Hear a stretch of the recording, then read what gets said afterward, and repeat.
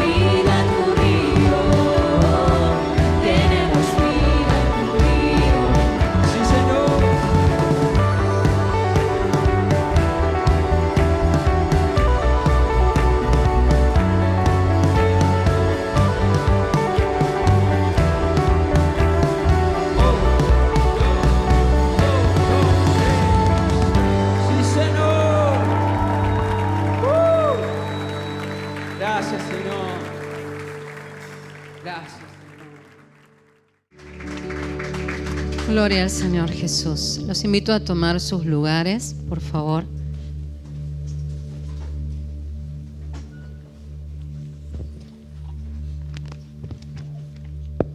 Abriré las Escrituras en el libro de Lucas, en el capítulo 4.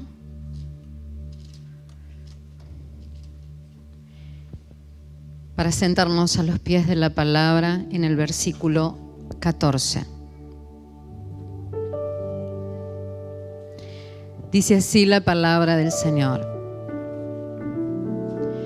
Y Jesús volvió en el poder del Espíritu a Galilea, y se difundió su fama por toda la tierra de alrededor, y enseñaba en las sinagogas de ellos, y era glorificado por todos.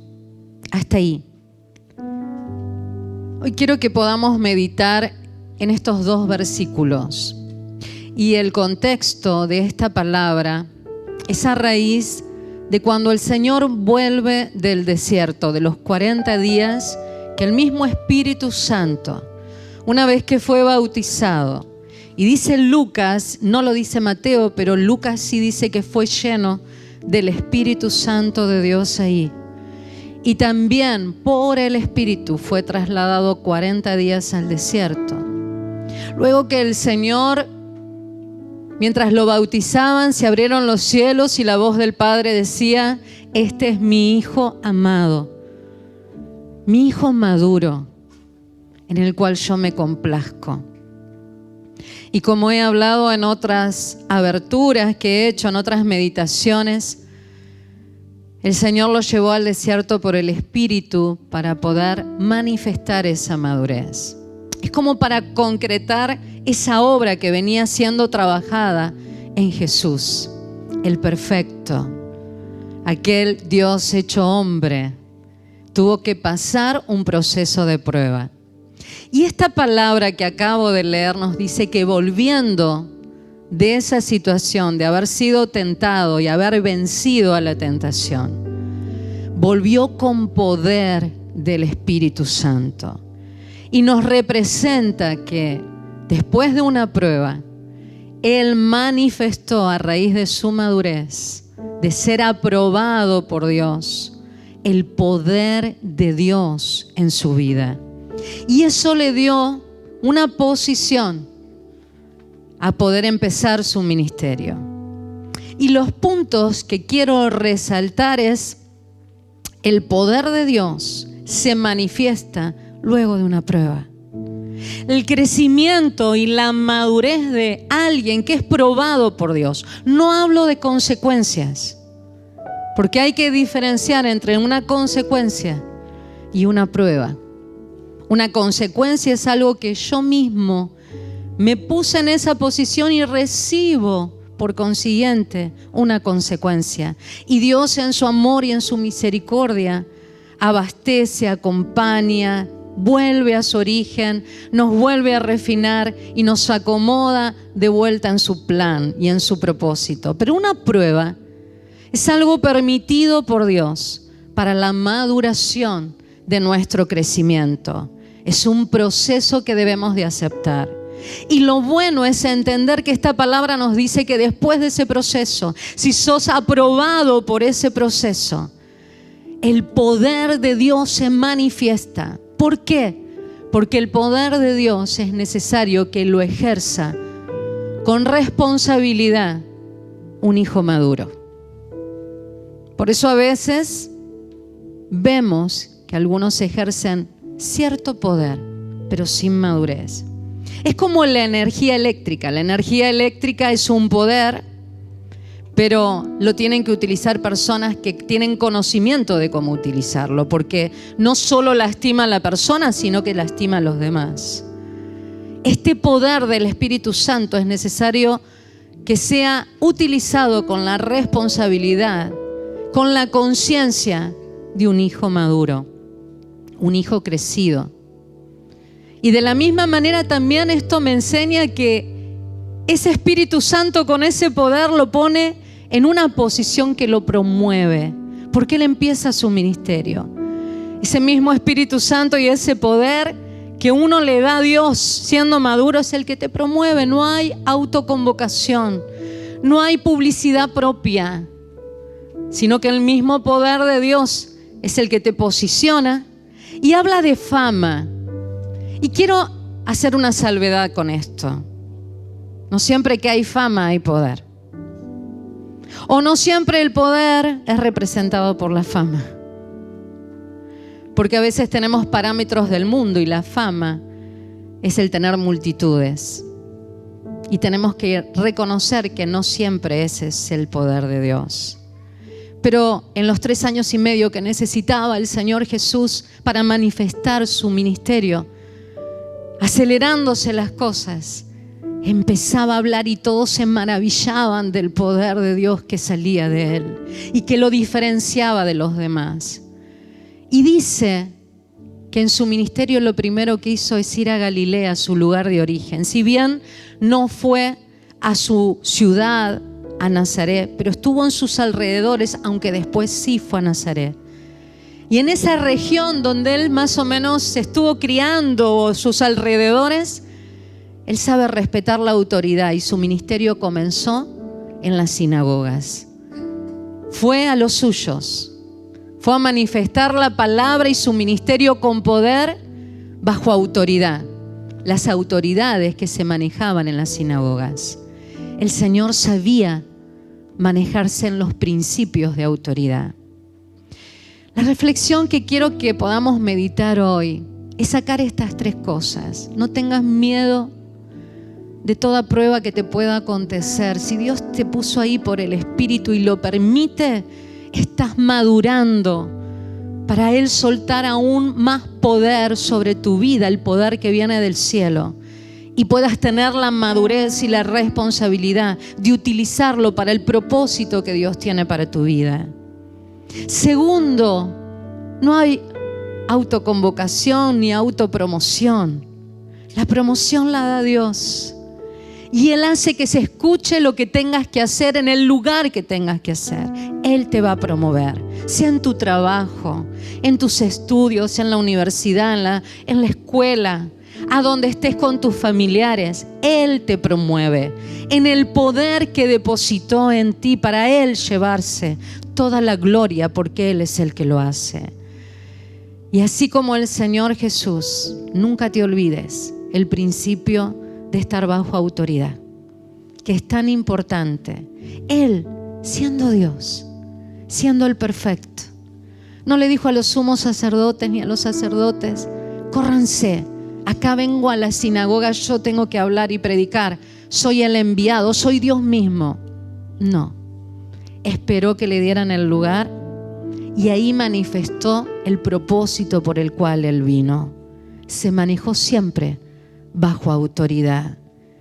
Por eso era glorificado por todos. Y la gloria es algo que se manifiesta, es algo que no se puede evitar, es algo que viene de Dios. Y lo que hace la glorificación es manifestar lo que portamos. Y eso es lo que Dios va a hacer con cada una de nuestras vidas si nos manejamos en los principios de sujeción de autoridad. Aceptamos el crecimiento y las pruebas como crecimiento y entendemos que estamos llenos del poder de Dios para todo lo que tengamos que hacer. Les invito a cerrar sus ojos y que podamos meditar en esta palabra. Meditemos.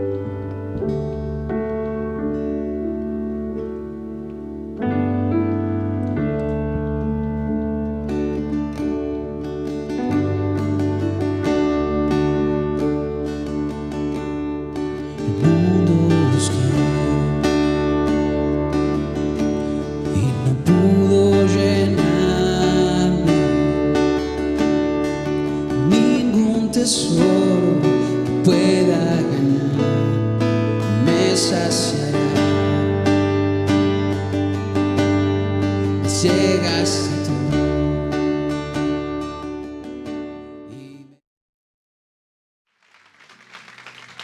Y también damos la bienvenida a todos los que nos siguen por internet o los que van a ver el video y los que están oyendo.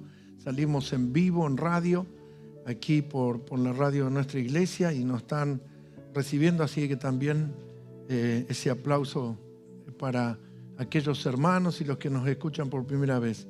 Vamos a compartir la palabra del Señor y quiero que abra su Biblia en el libro de Primera de Corintios, capítulo 1, versículo 18. Y yo le comparto que la centralidad de este tema es un camino que yo ya he transitado aquí sobre la casa, o sea, es una plataforma que ya establecí. Y no es que estoy repitiendo el mensaje, sino la centralidad, porque es necesario oír y escuchar bien este mensaje, porque hace unos meses atrás yo decía la importancia de la recepción, porque eso determinará la eficacia de la ejecución. En la primera reunión yo les compartí a los hermanos que fui a comprar una pieza de la canilla de mi casa y entonces nunca me había sucedido. El muchacho me preguntó en la casa de plomería, me dice, ¿es agua caliente o agua fría? Yo digo, qué raro. Y hablando con Gustavo me decía, sí, eso difiere el giro porque son unas piezas modernas. Entonces tenía que comprar el vástago, todo, la canilla, porque perdía. Y entonces cuando coloqué, todo funciona gracias al Señor. Me siento así, un papá completo que pude poner un vástago en la canilla. Entonces agarré, lo abrí y me di cuenta que con la izquierda abro la caliente y con la derecha tengo que abrir al revés. O sea, el chico me entregó mal, me entregó equivocado. Entonces, tengo un problema que está así. ¿Qué pasó? No sé si yo le dije fría y él entendió caliente. Y la recepción del mensaje hizo una mala ejecución de ese mensaje. Y es fundamental cómo uno recepciona y comprende el mensaje. ¿Y por qué necesito hablar esto? Porque la ejecución ha sido una ejecución desde la razón o lo que le parece. Y tengo que continuamente derribar y romper con esa estructura mental, porque las personas reaccionan o funcionan según lo que deciden y deciden desde acá. A ver si soy claro.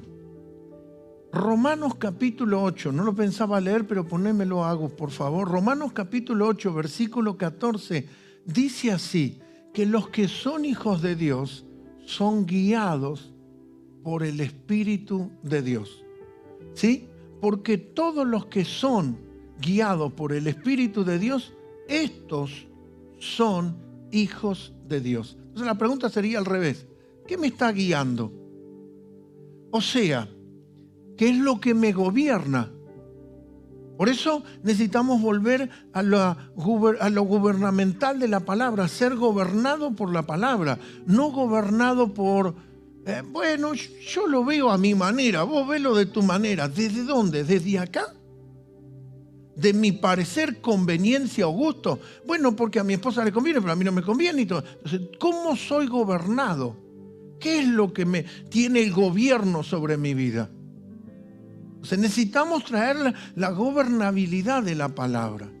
Y para eso es fundamental que nuestra vida esté bajo esa palabra y esa palabra sea la que tome el gobierno y el dominio total sobre mi vida, donde no me muevo o ejecuto la acción en base a pareceres. Bueno, a mí me parecía, bueno, yo pensaba, yo creía, no por principio. porque estoy gobernado por la palabra. Nosotros hablábamos la semana pasada y yo compartía en un diálogo con mi esposa de que en el libro de Efesios, capítulo 5, capítulo 6, habla de 3 tipos de relaciones en los cuales hay que sujetarse y hay que mostrar gobierno. Las autoridades gubernamentales, los gobiernos, hombres injustos que nos dominan, pero nos tenemos que sujetar, dice la Escritura. Dice que el esclavo debe sujetarse al amo, no escribe Pablo ahí en el libro de Efesios. Otra relación, entonces, social, laboral y matrimonial. La mujer sujeta al hombre, así como ese hombre se sujeta a Cristo. Porque es fácil decirle a la mujer, sujetate, corazoncito, ¿eh?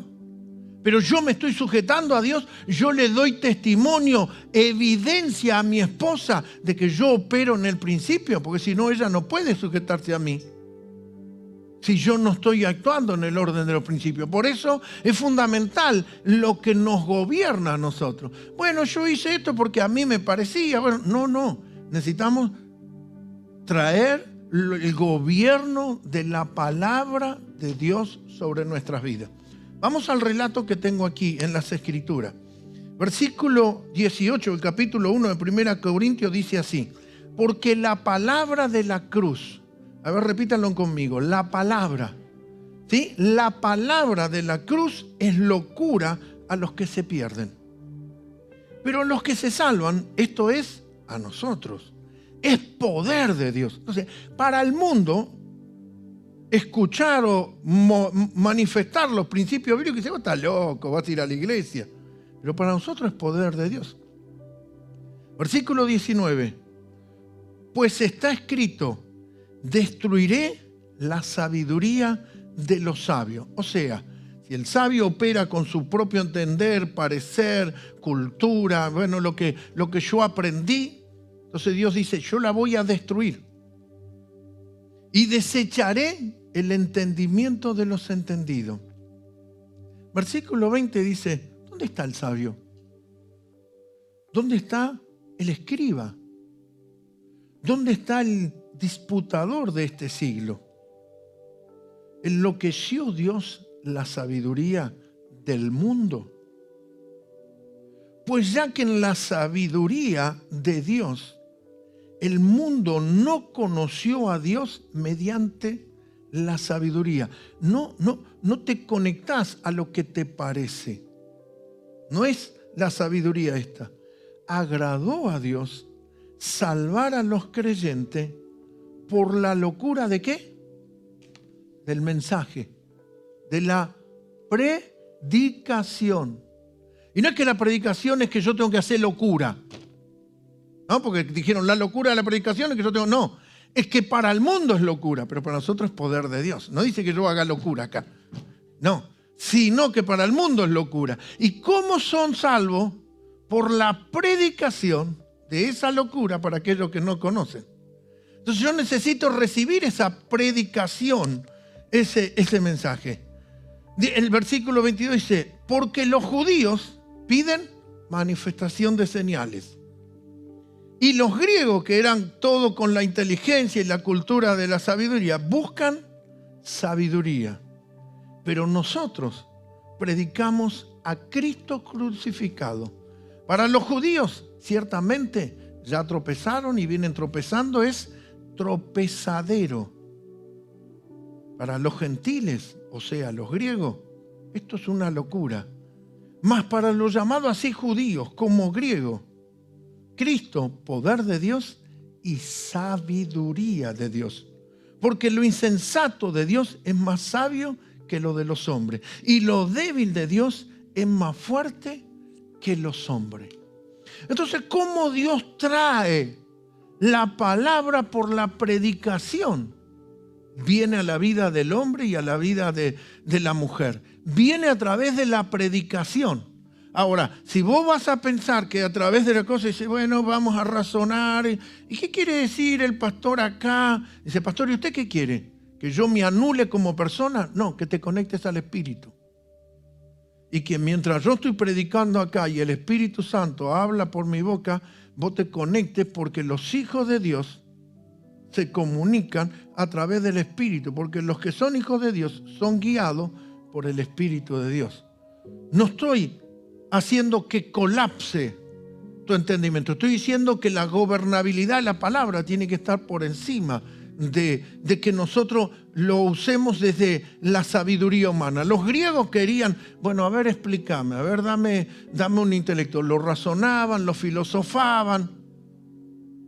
Los judíos decían, bueno, mostrame una señal para ver si es el Cristo. Y las señales estaban manifiestas. Entonces nosotros tenemos que ver cómo funcionan los principios, porque una cosa es escucharlo, pero la ejecución no está siendo precisa. La recepción no está siendo capturada claramente, entonces la ejecución está siendo imprecisa, incorrecta. En el libro de Romanos, en el capítulo 10, versículo 17, hay un relato conocido que para nosotros es muy común. Romanos capítulo 10, versículo 17, dice: así que la fe es por el oír. ¿Y el oír? ¿Por qué?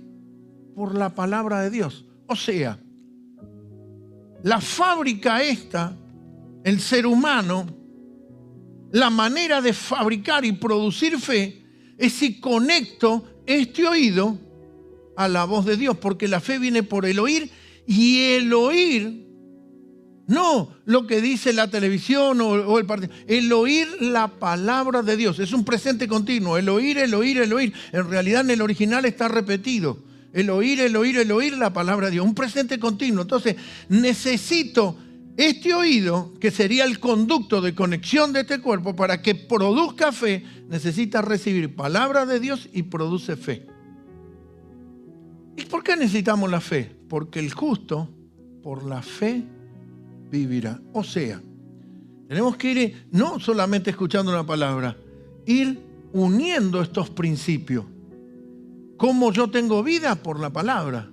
¿Cómo viene la palabra a mi vida? A través del oído. ¿Quién la trae? El predicador, el enviado. Entonces, necesito guardar o cuidar este oído. Jesús lo expresó de esta manera, y cuando yo lo leía, digo, no lo puedo entender por qué dice así. Pero Jesús dijo así: mirad bien lo que oís. Está hablando del sentido de del oído, y te habla de la vista. Mirad lo que está escuchando. Bueno, yo no tengo problema, yo escucho de todo y yo recibo todo. Esto no es te tiramos la información y saque sus conclusiones, esto no es el noticiero de la tarde o todas esas cosas. Esto es que este conducto tiene que estar limpio para que esta maquinaria produzca fe. La fe viene por el oír, y el oír la palabra de Dios. O sea, cuando conecto mi oído a la palabra de Dios, empieza a producir fe. ¿Cómo llega la palabra de Dios a mi vida? No dice la fe viene por leer. Y esto no quiere decir que no lea la Biblia. Al contrario, Timoteo dice escudriñar las Escrituras. Quiere decir no solamente una lectura superficial, sino una introducción profunda a las Escrituras. Lo que quiere decir que yo estoy hablando de fe y cómo viene el sonido de la palabra de Dios a tu vida. Eso estamos hablando. No viene por leer, viene por oír. A ver, repítelo conmigo. Viene por oír. Por ejemplo, para ser bien práctico, bien sencillo, te encontrás con un amigo que conocías en otra iglesia o lo conocías de tus comienzos de cristiano, y vos le decís: hola, ¿cómo andás? ¿Estás yendo a la iglesia? No, hace un tiempo que no voy, pero yo nunca dejo a Dios, ¿viste? Yo sigo leyendo en mi casa, sigo orando. Ok, ¿qué te dice la Biblia? No te dice la razón de ese amigo o lo que ese amigo te quiere explicar del Evangelio. La Biblia te dice, si vos traes la gobernabilidad de la palabra, la Biblia te dice que ese no tiene vida. Porque la vida viene de comer la palabra. No tiene fe. Porque la fe es por el oír la palabra de Dios, y el justo vive por fe. Entonces, tiene vida biológica. Sigue siendo tu amigo, no sé, hace 20 años, pero tiene una vida física y una idea que cree que todavía tiene vida. Pero si nosotros vamos al orden de la palabra, tranquilo. ¿De dónde saco yo mis cosas? Deuteronomio, capítulo 8. Tenga señalado Romanos capítulo 10 porque tengo que volver. Romanos capítulo 8, versículo 3 dice, Dios le habla a través de Moisés y le dice, y te afligió y te hizo tener hambre y te sustentó con maná. A ver, repita conmigo, maná. Comida que no conocías tú ni tus padres la habían conocido. O sea, un alimento que no es que te lo enseñó papá. Dice, mi viejo me dijo, mira, todos te van a fallar, pero vos hacés la tuya. No, es un maná, es una palabra que no la conocían tus padres ni yo. Dios la trae a tu vida. La habían conocido para hacerte saber. Fíjese que habla maná, comida, y después te dice para hacerte saber que no solo, ¿de qué? De este pan vivirá el hombre, sino de cómo vive el hombre, de toda palabra que sale de la boca de Dios. O sea, si tu amigo tiene 5 años, 5 meses, 1 año sin ir, o sea, difícilmente tenga vida espiritual. No, pero sabes que yo amo a Dios y yo a Dios no lo voy a dejar nunca. ¿Y si no está comiendo la palabra? Porque la manera de comer la palabra no es leer. Porque no solo de pan vivirá el hombre, sino de toda palabra que procede de la boca de Dios. Mateo capítulo 4, y después tenerme Lucas capítulo 4. Mateo 4:4 es la respuesta que Jesús le da a Satanás, que es lo que leía mi esposa de cuando el Señor viene en el poder del Espíritu del desierto.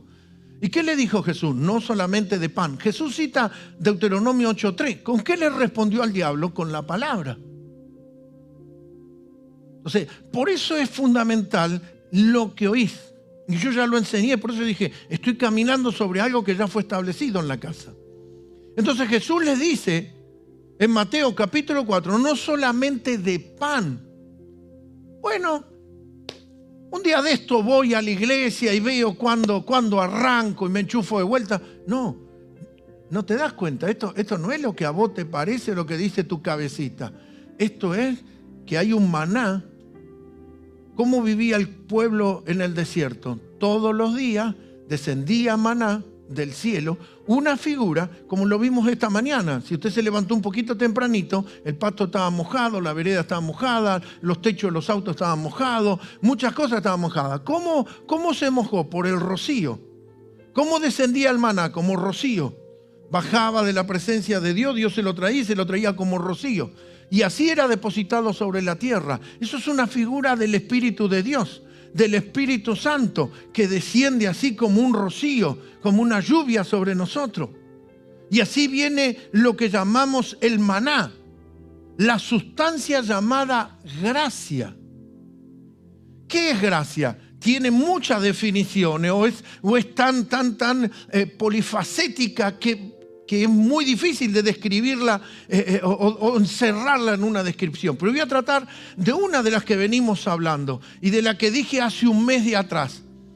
Gracia es el componente, Dios es espíritu, es el componente espiritual, no biológico de materia. Gracia es el componente espiritual. Así como tenemos el átomo, la célula más pequeña, gracia es el componente espiritual, atómico, de la misma sustancia, el mismo Espíritu de Dios que viene a tu vida. ¿Cómo viene eso? El maná, la comida. Necesito comer ese maná. Entonces, ¿cómo vivía Israel? El maná. Es gracia. Por eso esta Santa Cena, cuando comes el pan, es gracia de Dios circulando. Por eso Corintios capítulo 11 dice, y que conecta correctamente con la mesa del Señor, comienzan a suceder milagros, sanidades, dones, repartimientos de gracia hay en una atmósfera. Entonces volvamos y continuemos con el oído. No solamente de pan vivirá el hombre, sino de toda palabra se suelta del cielo, viene a la tierra, procede y nos ingresa a nuestros oídos. Así es como viene la vida. Y la vida está en Él. Está en Cristo. Y si no tenemos a Cristo, no, pero yo lo tengo, yo lo recibí hace 20 años y fuiste a la iglesia. No, yo lo recibí, soy salvo, aleluya, gloria a Dios. Y sí, pero si no comés, no subsistís. Lo que usted comió el domingo pasado, imagínese que comió un plato de fideo, lo que sea, lo que comió, si hoy le hacen un estudio a su organismo, no se encuentran partículas dentro suyo de lo que comió hace una semana. Imposible. Necesita volver a comer. ¿Cómo se comía el maná? Todos los días. ¿Qué dice esta escritura? Romanos 10:17, la fe viene por el oír y el oír la palabra de Dios. Romanos 10:14 dice, esto es el relato de Isaías capítulo 6. ¿Cómo pues invocarán? ¿Cómo van a convocar a ese Dios? Aquel en el cual no han creído. Segunda pregunta. ¿Y cómo creerán en aquel de quien no han oído? Si no escucharon, ¿cómo van a pedir? ¿Y cómo oirán sin haber quien les predique? Versículo 15, no es que se cambia el orden, sino que hay que mirar el cuadro completo. ¿Y cómo predicarán si no fueren qué? Enviados. Entonces, necesitas encontrar al enviado, no a cualquiera que se le ocurre, al enviado. Como está escrito, cuán hermosos son los pies de los que anuncian la paz. ¿Cómo viene la paz? La anunciación. Los ángeles anunciaron el nacimiento de Cristo, la anunciación. Paz sea sobre la tierra y buena voluntad a todos los hombres. De los cuales, de los que anuncian las buenas nuevas. Entonces, cuán hermosos son los pies de los que anuncian la paz, de los que anuncian buenas nuevas. La palabra evangelio es eso, buena nueva. Entonces, de los que anuncian el evangelio. Mas no todos obedecieron al evangelio, pues Isaías dice, ¿quién ha creído a nuestro anuncio? Versículo 16. El 17 dice, la fe viene por el oír de ese anunciador, de ese atalaya, de ese que venía y traía la palabra del rey, el comunicado. ¿Quién ha creído nuestro anuncio? La fe es por el oír y el oír la palabra de Dios. ¿Cómo hay vida? El justo por la fe vivirá. Entonces, no es lo que te pueda decir ese amigo, lo que te puede decir la nueva corriente evangélica. Bueno, nosotros nos quedamos en casa y decidimos a quién escuchar y hacen el delivery de la comida que quieren comer cada día. Apretan un botón, escuchan un predicador, escuchan otro. Cuidado, mirad bien lo que oís. Pastor, ¿usted no quiere que escuche a nadie? Sí, pero vos tenés que tener tu enviado. Vos tenés que tener tu casa donde vos recibas la palabra y la palabra de ese hombre de Dios viene a tu oído y entra en tu oído, produce fe y vivís y recibís el maná de cada día. En el libro de Lucas, capítulo 16-19, Lucas 16-19, nos narra el relato de lo que llamamos el rico y el mendigo. Se llamaba Lázaro. Y Jesús comienza a contar un cuadro. Había un hombre rico, versículo 19, que se vestía de púrpura y de lino fino. Y hacía cada día banquetes con esplendidez.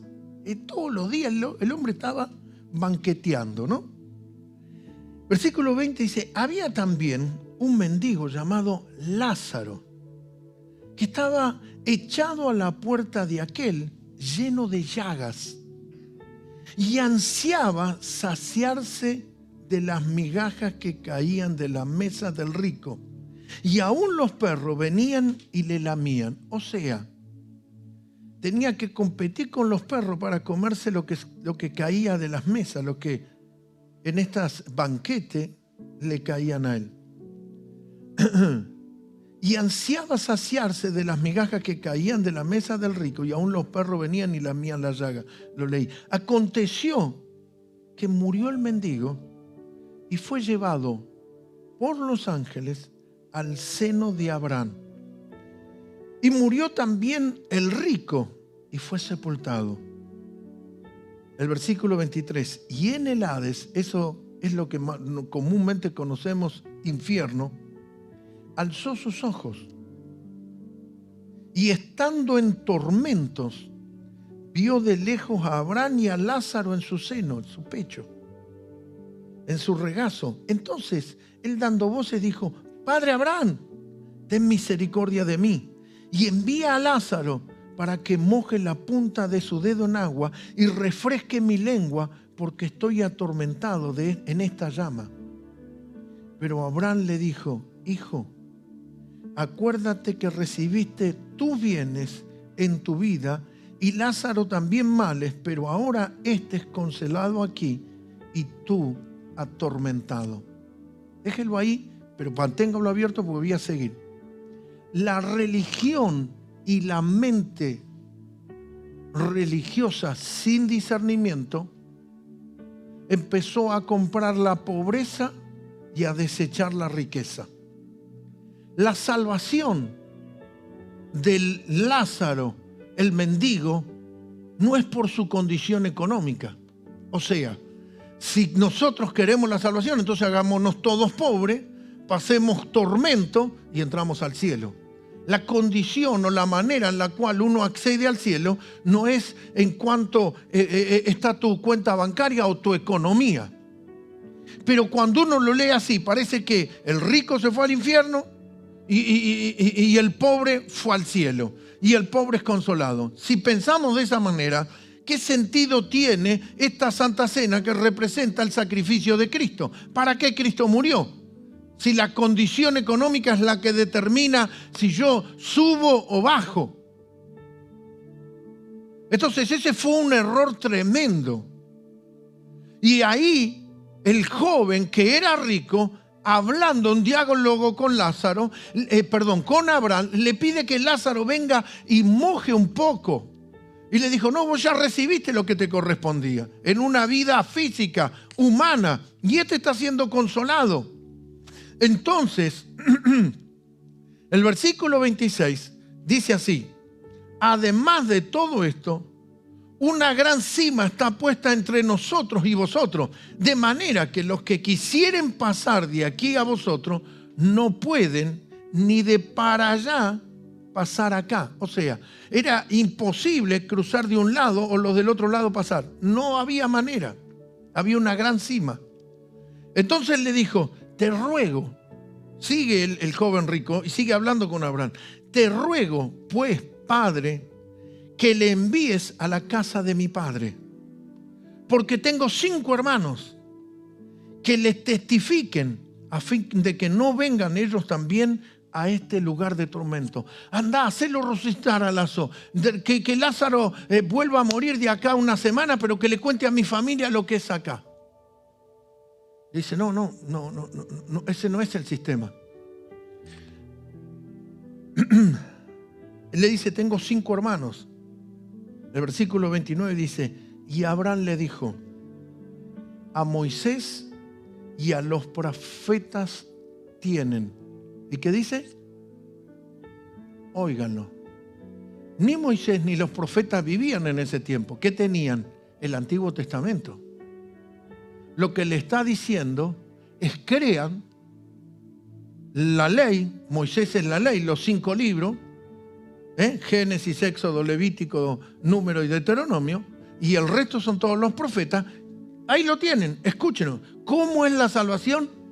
Si lo oyen. No es que vos en una manera sobrenatural resucites y ellos se conviertan. No, ya los recursos para la salvación están disponibles. Ya los elementos con los cuales ellos pueden venir aquí al cielo, ya Dios los dispuso. Moisés y los profetas, que los oigan, que los escuchen y serán salvos. Entonces, él dijo, no, padre Abraham, pero si alguno fuere a ellos de entre los muertos, se arrepentirán. Ese es lo que quería hacer Satanás con Jesús. Tírate de la punta del edificio del templo que toda la gente ve que de una manera extraordinaria te venís volando y los ángeles te cubren. Jesús dijo, no voy a tentar a Dios. Esos no son los sistemas de Dios. Resucitá y mi familia se va a poner loca porque va a ver al mendigo que resucitó y le cuenta al mendigo. Mas Abraham le dijo, si no oyen a Moisés y a los profetas, esto no es una idea de tu pastor, si no oyen a Moisés y a los profetas, tampoco se persuadirán, aunque alguno se levante de los muertos. O sea, ¿dónde está la vida? En el oír. Porque si no oyen a los profetas y a Moisés, aunque ocurran cosas que te llamen la atención, no hay vida. ¿Cómo viene la vida? La fe viene por el oír y el oír la palabra de Dios. ¿Qué leímos? No solamente de pan vivirá el hombre, sino de toda palabra que procede de la boca de Dios. ¿Cómo llega esa palabra a tu vida? Volvemos a Romanos 10. El versículo 14 dice, ¿cómo invocarán y cómo creerán? ¿Cómo llega eso?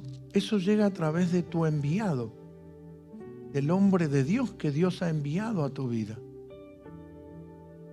Por eso es fundamental tener el oído conectado a lo que Dios está diciendo y lo que Dios está comunicando. Por eso en el desierto la única provisión era maná, pan que nunca habían comido. Era recibir el maná, la palabra. ¿Cómo es ese rezo que los católicos repiten que le llaman el Padre Nuestro? Padre nuestro que estás en los cielos, santificado sea tu nombre, venga a nosotros tu reino y que se ejecute tu voluntad, así como se hace en el cielo, aquí en la tierra. Y el pan, el maná, la palabra nuestra de cada día, dámela hoy. O sea, hoy necesito maná. ¿Cómo se comía el maná? Cada día un padre de familia salía y recogía maná para su familia. Todos los días la familia necesitaba recibir maná. ¿Qué figura es eso? Ah, sí, yo me acuerdo, yo escuché, un día fui. Todos los días necesito mi porción de maná. Necesitamos recibir nuestra porción. Hoy vos no estás en una reunión cumpliendo un ritual religioso. Estás en una reunión porque a través de mi voz, mi predicación, está llegando maná a tu vida. A través del video está llegando el maná. A través de los que me están escuchando por radio, está llegando maná. A través del enviado que trae la predicación del Evangelio a tu vida, es cuando recibís el maná y ahí está la vida. Así que no es la idea evangélica, bueno, yo sigo siendo creyente y Dios sabe, voy cuando puedo. No hay vida.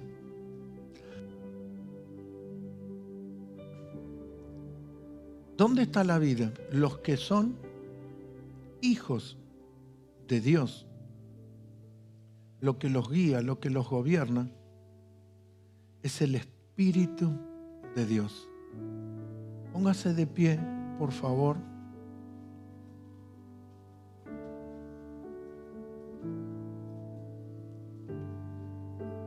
¿Qué representa esta porción de pan? Esta porción de pan representa una parte de una masa de la cual todos comemos y que se hizo este pan. ¿Y qué representa ese pan? El Señor Jesús dijo que la noche que Él fue entregado, tomó pan y dijo: esto es mi cuerpo. En Juan capítulo 1 dice: y el Verbo se hizo carne. Entonces, cuando comes, tu cuerpo biológico recibe una porción de masa de pan, pero necesitas que tu espíritu reciba la porción de lo que salió de la boca de Dios para tu vida, y que recibas ese pan, el Verbo hecho carne. Cuando comemos el pan, comemos a Cristo. Cristo es la palabra, el Verbo que se encarnó. Es lo que te estuve hablando. Y si yo como a Cristo tengo la vida de Cristo, en Cristo está la vida.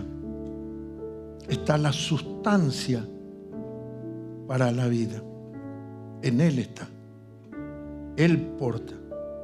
La sustancia llamada gracia es cuando nosotros comemos y nos sentamos a esta mesa como una familia y comemos la palabra de Dios, que viene a tu vida y a mi vida por el oír.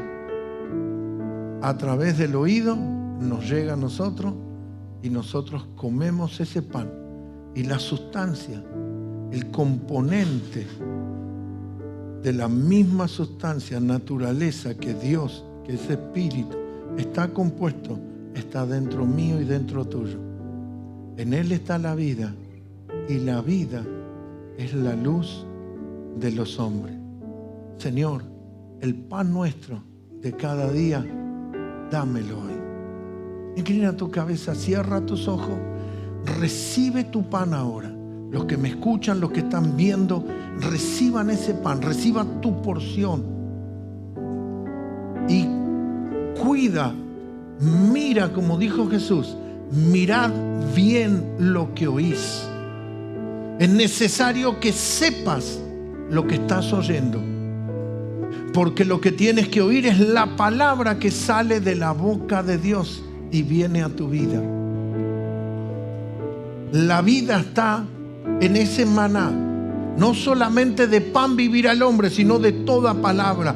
Hoy se soltó palabra de Dios para ti, para darte vida. Y oro para que ahora recibas la vida de Dios y que lo aceptes al Señor. Y para que este evangelio, que para muchos es locura, para nosotros es poder. Para muchos, para la sabiduría, es necedad. Pero para nosotros, esto es el evangelio glorioso de Cristo Jesús. Aleluya, que en esta hora, a través del Espíritu Santo, conectándote con tu espíritu, recibas la nueva vida en Cristo Jesús. Al que me oye, al que me ve, oro para que ese milagro tome lugar. Y si estás participando de esta reunión y estás aquí presencial, también recibas la palabra de Dios y te conectes en el orden correcto. Necesitamos hacer que la palabra nos gobierne. No es lo que me parece, lo que pensaba, sino lo que dice la palabra. La palabra dice que la fe viene por el oír, y el oír la palabra de Dios. ¿Cómo viene esa palabra oída en mi vida? A través del enviado, del hombre que Dios ha enviado a mí para que yo reciba esa palabra, y en esa palabra está la vida. En el nombre de Jesús, esta es la hora para que recibas esa vida gloriosa.